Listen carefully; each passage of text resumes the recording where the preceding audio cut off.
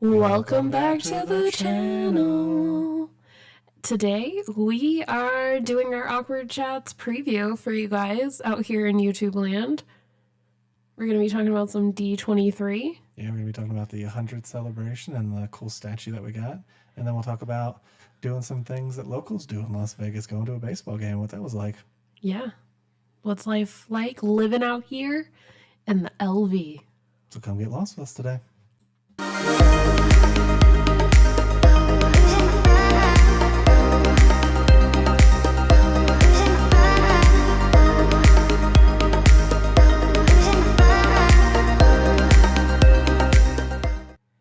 All right, so we're talking about D23 and the 100th anniversary of Disney today. Yeah, I can't believe it's been 100 years. Or can I? I don't know. I mean, I haven't been around for all of it, obviously, and I've get to see the better parts of it and some of the worst parts of it.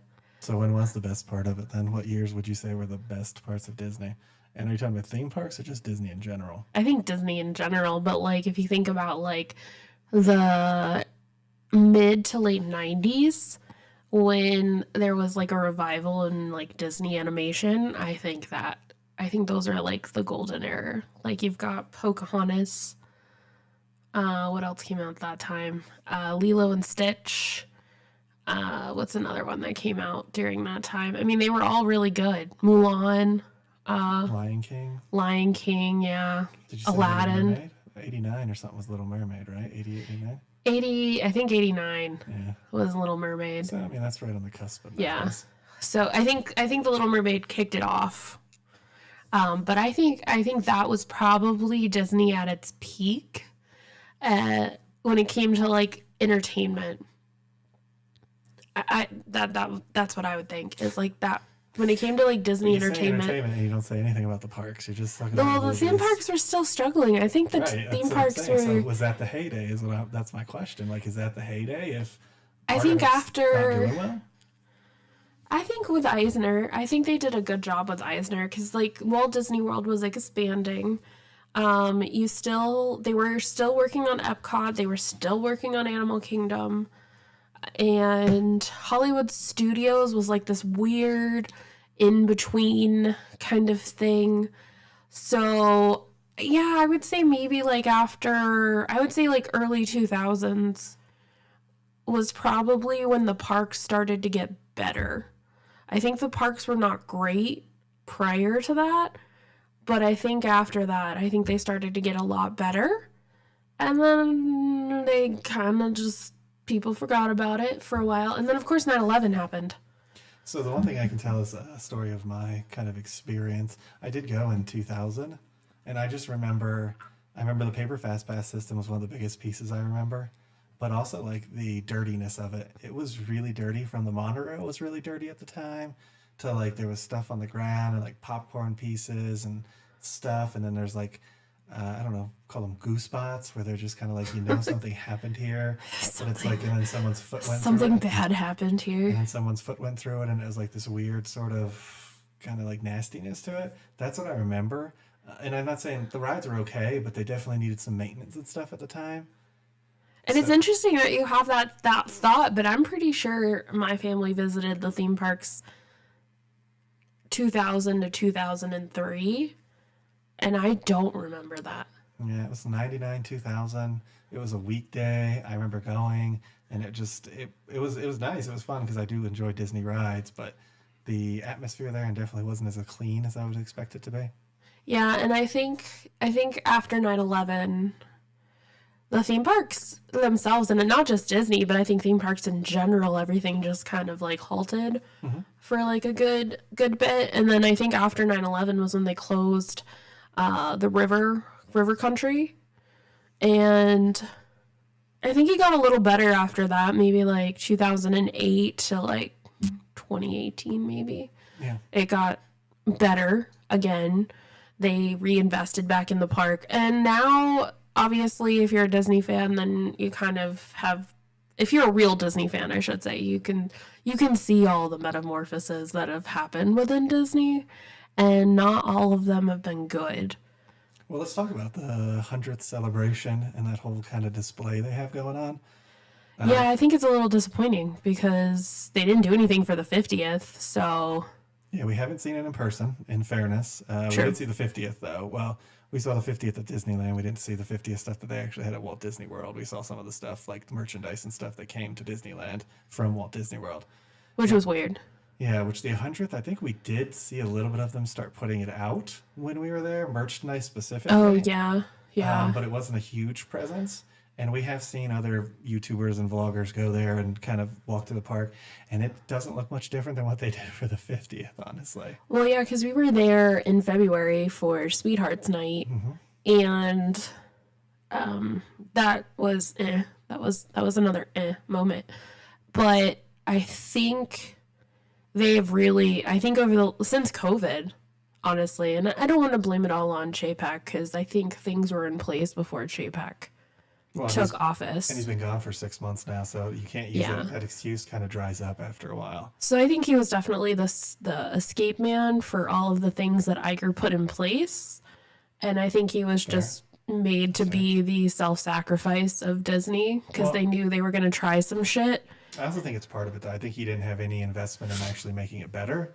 So he just kind of went along with what was going on, and it just kept getting worse and kept raising the prices like they always do. And lied about some numbers. Yeah, that's business 101 though. Every company seems to be doing that lately, but so it seems interesting. And what we want to talk about today was the D21 specifically, and we did get the D21 gift. You did it again. I did it again. D23. See, I keep calling it D21 because I feel like that's a better name than D23 in all honesty. But I'm not marketing for Disney. So, D23. Yeah, so at D23 last year, which happens in November, they talked about how everybody who went to D23 was going to get a commemorative Mickey statue that went. My guess is they got mailed to them is what I'm guessing because it didn't look like they actually had them there at D23, but they did make the announcement at D23 that all of the D23 memberships would get one of these. And ours renewed in January, and it's May, and we just got it. Yeah, we did get a letter in February, though, saying that it would be a few months before we got the actual item, because normally they send that all together. We normally get cool pins and stuff. This time it was just that, though, right? Yeah, we got no pins. Yeah, I was going to talk about that later. Let's talk about the statue first, then we'll talk about kind of what we got. So what do you think of the statue? I like it. I mean, the top part is plastic. I'm going to be honest with you guys. The top part is, plastic. And then the bottom's heavy for some reason. So to me, it feels like they're going to actually put some effort into this and actually do it because the base is this very sturdy base like you would have on a metal statue. But then the top is, like Nacy said, it's like popcorn bucket. It's like a popcorn bucket. Like a sipper. It's actually the exact copy of that popcorn bucket you got. I think it was for the 50th. That sipper that I bought, the Mickey sipper. That's actually 100th. It's a 100th Mickey sipper. Okay, so the 100th Mickey sipper. Is that. Except for there is no tail. There's a tail on the zipper. The flipper. But there's no tail on him. Not that you want to see his butt, but that's true. It is the exact same thing. I thought about that when we were getting ready to do the show, and I'm just like, that is the exact. Yeah, except the zipper, they decided to give him a weird ass mouse tail for some reason. It was weird. It's awkward. It's off-putting. And it's easy to break. It's kind of like the Pete's Dragon, awesome popcorn bucket, but the little nubbies and stuff on it breaks so easily. I feel like it's the same thing. It's a cool idea, but from an execution standpoint, it always breaks. And I'll say it's nice, but I don't understand why they did this. I think it's like CPVC or PVC, whatever that stuff's called, but it's the same stuff they make the popcorn buckets and stuff out of. Yeah, I would agree. Is there anything going on with the 100th that you do want to see? Not saying you're gonna go out of your way to see it, but if you were there, you would see it. I guess. No, I shouldn't say that. Okay, so the one thing I do want to see, and it's not 100th related, though, is Soaring Over California. I do want to see that at Disneyland. Yeah. Well, California Adventures, but Disneyland. I really want to see that a lot. I don't think I've ever actually... Well, I probably have seen it in the early 80s, in the 80s. Was Soaring around in the 80s? No, early 2000s. Yeah, so it wouldn't have been there when I went, so maybe not. I don't think I've ever seen it. That's what I'm saying. So I'd Yeah. love to see Soaring Over California. I know it's not supposed to be as good as the new one, which I like the new one. It's better than the new one. I like the new one. I like the elephants and stuff. But here's the thing. So, Soaring Over California, the reason why I think it's better and stands out, and I think it deserves to stay in California. I don't think it needs to be at Epcot. Agreed. I always thought it was weird that we had Soaring Over California and Epcot, and everybody was like, nobody gives a shit about California Should out we here. Soaring Over Florida? Yeah, like, I asked that question many times, like, why didn't we do, like, Soaring Over the Eastern United States or Soaring Over Florida? I mean, it'd just be a bunch of beaches and swamps, but still. There's lots in Florida. That's not fair. There's Tallahassee. There's... You're gonna show the politicians standing on the thing, waving as you, whoo, it smells like trash and railroad tracks out here, guys. Oh, that's where the fraternity brothers puked in the corner. So if I was going through Tallahassee, I would stop at Dog It All and like fly through that restaurant. And that's about it. Cause that's the only Jim and Milts. Yeah, throw in some Jim and Milts. Milts. Still there. I did like Jim and Milts. Go over the stadium. You go over the stadium. That's about I'm it. pretending to play a football game. They should just, you fly over 75 and it's just bumper to bumper traffic. Well, if you wanted a true like look at Eyesore Florida, by 4. well, no, what you should do is if you want a true thing of, you just take I-10, go all the way down to like St. Augustine, and then you flip back to 75 and just follow 75 all the way down to Miami. Then flip to I-4 and go from Tampa to Orlando, and you got the whole state. You can just sit on the interstates and do it. They just have it on top of a car. They don't even get like a drone this time. They're just like... You're driving through like Google Maps. California. Yeah. It's driving through California. It's driving through Florida. Driving through Florida. But anyways, back to Soaring Over California. I remember the first time I rode it, and I was the chicken shit like I always am. And it definitely... So I don't like heights that much. And definitely, if you know, like, you know, it just pitches a little bit. And, like, I think it just made me, like, a little queasy from some of the movement. But Soaring Over California is cool. And I think it's cool because they do a great job showing all of the different landscapes that California has to offer, from the desert to the beaches to the mountains. Like, you can go, like, they take you down, like, the river. Right. They take you skiing. They take you paragliding, which the whole thing's supposed to be like paragliding. You go through orange fields, and everybody swears by the smell of the orange. Like, when you go and you hit the orange fields, everybody's like, yes, I love the orange smell. Like, that's everybody's favorite smell, or at least everybody I talk to, favorite smell on Soaring Over California. And I think it's better because it's not distorted. It was actually filmed for that screen, and it doesn't matter where you sit, it doesn't curve. Right. Like the new show does. The new show curves, which is annoying and frustrating because you could do it 20 years ago on the original, but you couldn't do it on the new one. No, I get that. I get that. So, and again, I haven't seen the new one, but I don't have a problem with the current Soarin'. So what are you looking forward with the 100th anniversary? Nothing. Nothing at all. Not really. It's fair. I don't know what you're supposed to look forward to. Like, I mean, Tron was supposed to already come out. That technically came out in the 100th, I believe. But that was just because it was so delayed. It was so delayed. What is supposed to They were working on that when we left Orlando. Right. What is supposed to come out for the 100th? Nothing. That's my thing. Merch. Like, there's merch. And I don't... Like, so we used to like lounge flies. Nacy did. I never really got into lounge flies, but Nacy liked lounge flies. Now they're just so cheaply made, and they always have like these extra pieces that hang off them, which for me would be useless because I run into things all the time. I literally am like a wrecking ball inside of a store or like a house. So it'd be just constantly like hitting walls and stuff and just decimating them. I just feel like the quality of a lot of the Disney merch has gone downhill. Like, I always said, like, oh, I can't wait till I can go back to Walt Disney World and buy like a Disney Coach bag. Now I'm kind of like, I don't know, do I really want that? But the thing about the Coach bags and stuff is you can kind of buy them anywhere else now, too. It's not like they're park exclusives anymore, which I like in certain aspects. But then I feel like they're not putting any effort into the stuff they're putting in the parks. Yeah. And the food has definitely taken a huge step back too. I feel like there are Bad. some wins. I think there's some wins, but I think for the vast majority of what I'm seeing rolling out, and granted, we haven't been back to Walt Disney World since COVID. We haven't. 2019 going into 2020 was when we left Orlando. So it's been 3 years, give or take. Mm-hmm. A few months here or there, because we did try to go to the park on our last day. That just did not pan out. So we're just going to pretend like that never happened. But it's a story for told a few times, but it's definitely yeah. We do have plans to go to Orlando in August. Yeah.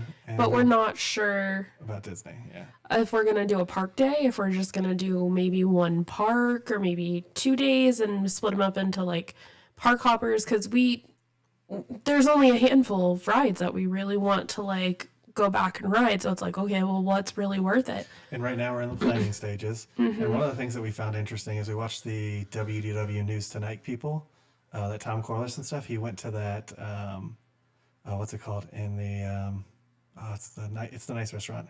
The California Grill? California Grill. We went to the California Grill. Now, we love the California Grill. Yeah, we definitely loved that place a lot when we lived there. There's a video on our channel, so make sure to check that out in the top right-hand corner when we went there.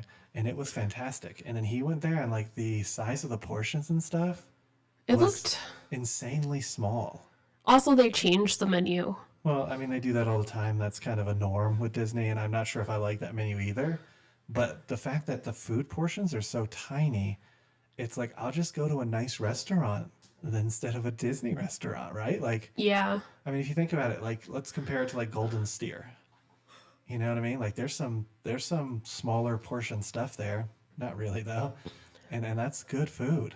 Or like when we went to like an Emerald Lagasse place or something, even that had bigger portions than you're getting at this place. Mr. Chow had bigger portions than you would get at Disney. Why would you go to Disney? Yeah, and I think one of the things that's hard to learn is and I know that we fell into the trap of it, but like we lived in Orlando, we were Orlando locals, and we had annual passes, and we would just go eat at Disney property, and like that was where we decided to spend our money. And we were always like, oh wow, this is so good, this is great, or like this was mediocre, like whatever. But now that we're not even that well traveled, there's still tons of places that we haven't been to, haven't seen.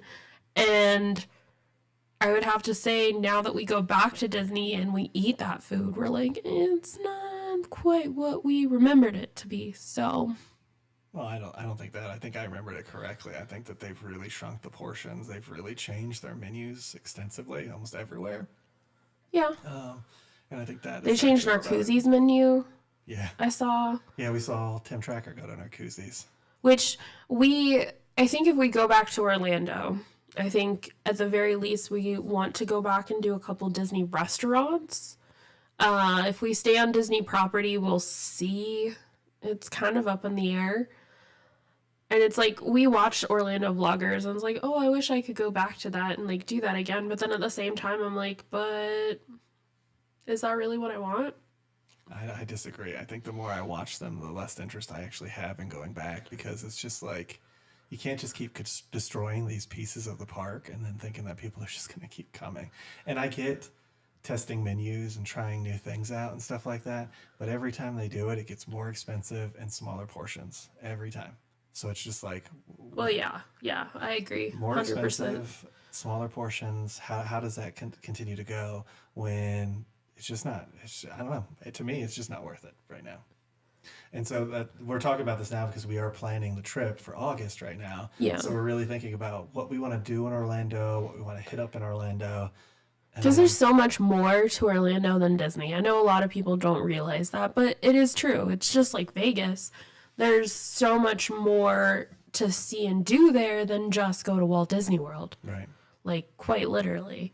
So I think we may end up skipping going to Walt Disney World, but then again, I don't know. Don't hold me to that, because I have moments of weakness where I'm like, yeah, I'll do it. And then I go and I fully regret it later. So yeah, I agree. Same thing here. It's kind of definitely interesting.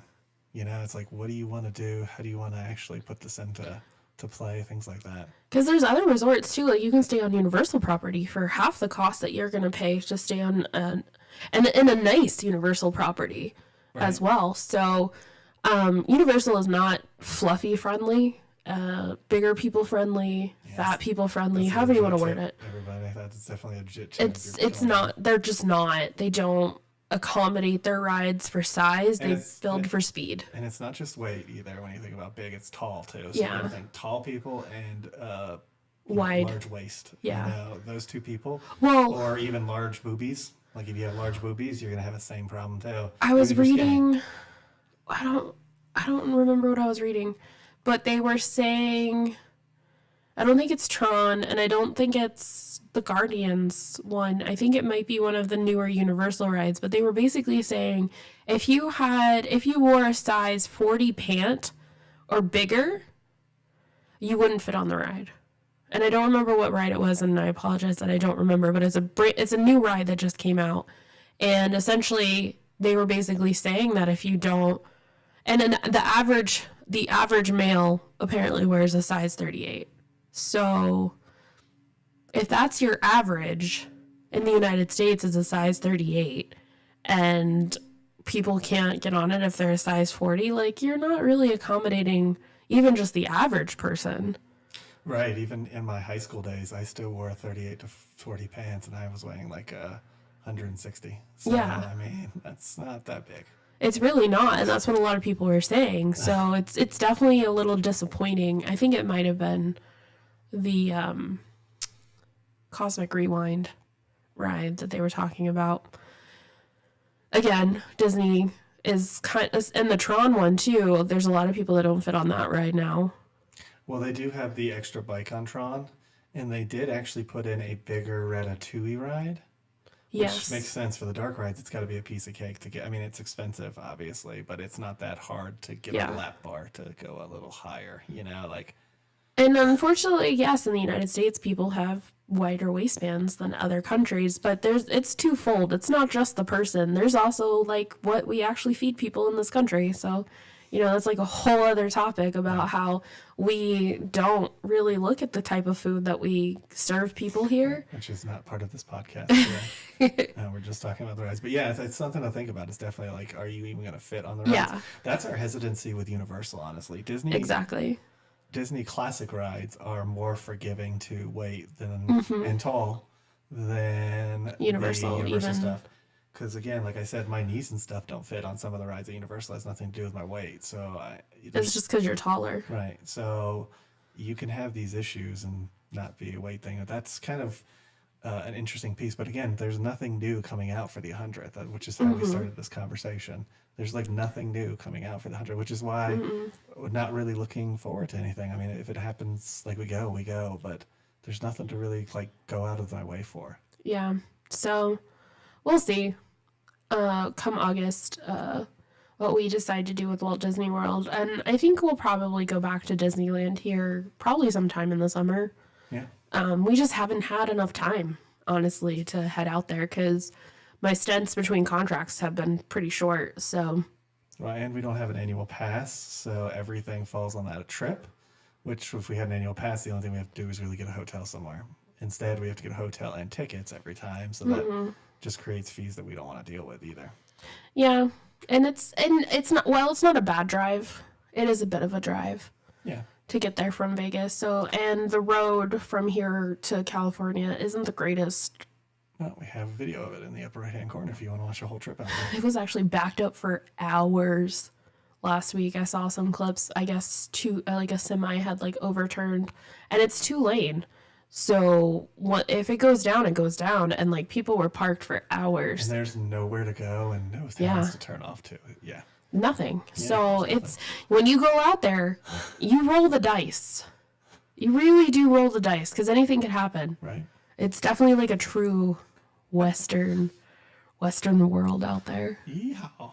Speaking of Western worlds, we did go to a Las Vegas ball game. Oh yeah, we did. So what did you think of that experience? It was interesting, that's for sure. We went to go see the Las Vegas Aviators. And tickets are actually really cheap. They play at the Las Vegas ballpark, which is right across the street from Red Rock Hotel and Casino over in Summerlin, in case you're looking for like a reference of where it's at. And it's actually, I will say, the stadium itself is really nice. I would have to say, for what it is, it was actually nicer than I thought it was going to be. For a minor league ballpark? Yeah. I think the pool suite was really cool. And I definitely think some of like the all-you-can-eat suites might be interesting to check out for a future game. And the tickets are really cheap. Like you can get really cheap tickets, and I think if you're just looking for something fun to do, to just get out of your house and like not take anything seriously, then go see an Aviators game because nothing serious happens there.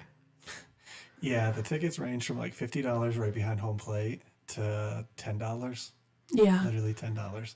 Now, there are Ticketmaster prices, of course, so there's Ticketmaster fees included in there that we're not actually talking about, but those are what the tickets average. And you can get anyone from like a $15 ticket that gives you unlimited like hot dogs and popcorn to $50 to sit behind home plate. So it is really affordable from a Vegas perspective. And like Nancy said, it's a fun experience. The team sucks.